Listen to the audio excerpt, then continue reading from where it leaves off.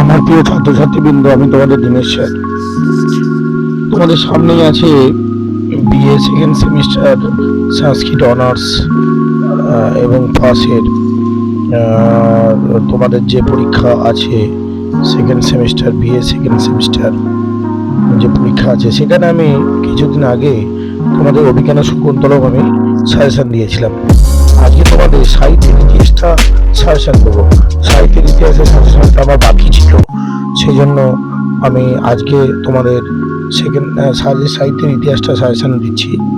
ভালো করে একটু শুনে নাও, কারণ এই সাজেশনের বাইরে কিন্তু কোনো সাজেশনে পড়বে না। আমি যা সাজেশন দিই তার মধ্যেই পড়বে, এর অন্যটা কিন্তু হবে না। সেই কারণে তোমরা সাজেশনটা ভালো করে লক্ষ্য করবে।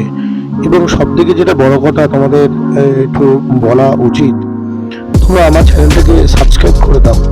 কারণ তোমরা অনেকেই দেখছো, উপকার নিচ্ছ, কিন্তু সাবস্ক্রাইব করছো না, শেয়ার করছো না, লাইক কমেন্ট করছো না। হ্যাঁ, এটা আমার মনে একটু দুঃখ লাগছে যে তোমাদের জন্য আমি এত খাটছি আর তোমরা সেখানে সাবস্ক্রাইব করছো না, বন্ধুদেরকে ছড়িয়ে দিচ্ছ না, যাতে আমি আরও উৎসাহ পাই, আরও উৎসাহিত হই। তোমাদের কিন্তু এই জিনিসটা করা উচিত। তোমরা আগেই আমার চ্যানেলটাকে একটু সাবস্ক্রাইব করে দাও, লাইক শেয়ার কমেন্ট করো, যাতে আমি তোমাদের আরও ভালো ভালো সাজেশন দিতে পারি। তোমাদের জন্য তো আমি চেষ্টা করছি, তাহলে তোমরা কেন আমাকে এই সহযোগিতাটা করবে না? সেই জন্য বলছি বাবা, তোমাদের উপকারের জন্য আমি সাজেশন দিচ্ছি। তো সাহিত্যের ইতিহাসটা বাকি ছিল, তাই আমি কিন্তু আজকে সেটা ফুলফিল করে দিলাম। BA second semester Bardhaman university যে সামনে পরীক্ষা আছে, সেই পরীক্ষার অভিজ্ঞান শকুন্তলম যাবতীয় প্রশ্ন আমি আগে সাজেশন দিয়ে দিয়েছি। এর আগে আছে, আমার চ্যানেলটা খুলে চেক করে নাও, দেখবে পেয়ে যাবে অভিজ্ঞান শকুন্তলম থেকে সমস্ত প্রশ্ন দিয়ে দিয়েছি। এবার সাহিত্য ইতিহাসটা আমি বলেছিলাম পরে দেবো, কিন্তু আজকে আমি দিচ্ছি সাহিত্য ইতিহাসটা, তোমরা দেখে নাও। আর চ্যানেলটাকে কিন্তু সাবস্ক্রাইব করো, লাইক শেয়ার কমেন্ট করো, যাতে অন্যান্য বন্ধুরা দেখতে পায়। আর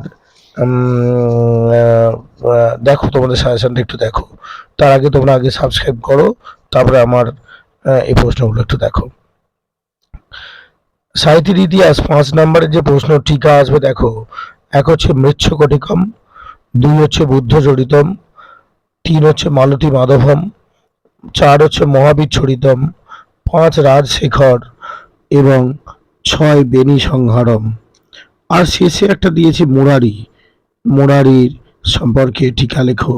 এই 7টা দিয়েছি।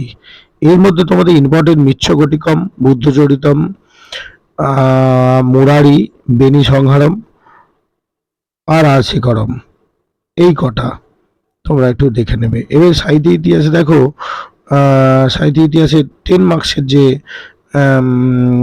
প্রশ্ন আছে 10 নম্বরের, 3-এর দাগে যে 10 নম্বরের প্রশ্ন পড়বে, সেখানে 4টে প্রশ্ন পড়বে, 2টো তোমাদের করতে হবে, 2টো 10 নম্বর করে 20 নম্বর।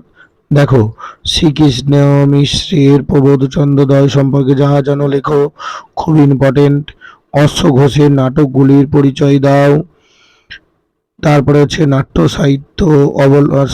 সাহিত্যে কালিদাসের অবদান আলোচনা করো। বিশাখ দত্তের মুদ্রারাক্ষস সম্পর্কে যা জানো লেখো। ভাসের নাটকগুলির পরিচয় দাও। তারপর হচ্ছে দৃশ্য কাব্যরূপে জয়দেবের গীত গোবিন্দের অবদান আলোচনা করো। এদের মধ্যে সব থেকে ইম্পর্টেন্ট হচ্ছে অশ্ব ঘোষের নাটকগুলির পরিচয় দাও। শ্রীকৃষ্ণ মিশ্রের প্রবোধ চন্দ্রোদয় সম্পর্কে যা জানো লেখো। বিশাখ দত্তের মুদ্রারাক্ষস সম্পর্কে যা জানো লেখো। আর দৃশ্য কাব্যরূপে জয়দেবের গীত গোবিন্দ আলোচনা করো। এই যে কটা প্রশ্ন বললাম, এই কটা প্রশ্ন কিন্তু খুবই ইম্পর্টেন্ট, তোমরা একটু দেখে যাবে। আর বিশেষ কিছু বাড়াচ্ছি না, কিন্তু তোমাদের একটাই বলা, তোমরা কিন্তু সাবস্ক্রাইব করো, আমার চ্যানেলটাকে একটু রিচ বাড়িয়ে দাও। তার কারণ তাহলে আমি আরও একটু উৎসাহিত হব। ঠিক আছে, তোমরা ভালো করে পরীক্ষা দাও, আমি আছি। আরও কিছু সাজেশন থাকলে আমি ঠিক আপডেট করে দেবো। ভালো করে পড়াশোনা করো, তোমাদের ভালো মঙ্গল হোক।